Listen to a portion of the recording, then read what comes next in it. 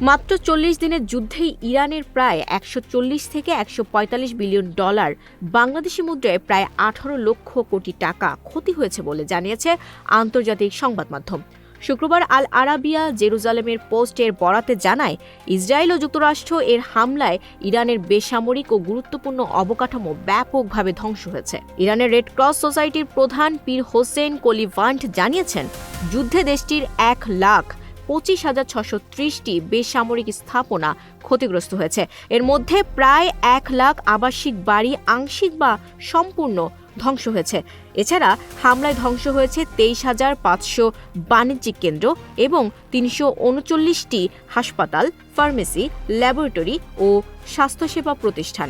শিক্ষা খাতেও বড় ধাক্কা লেগেছে। ক্ষতিগ্রস্ত হয়েছে ৩২টি বিশ্ববিদ্যালয় ও ৮৫৭টি স্কুল। পাশাপাশি রেড ক্রসের ২০টি অবকাঠামো ধ্বংস হয়েছে।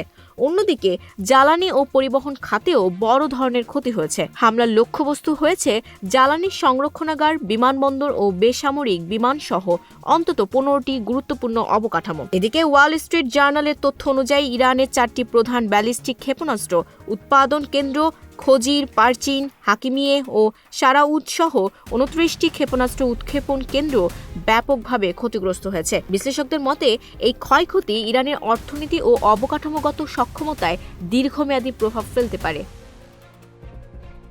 Desk report, news flash 71।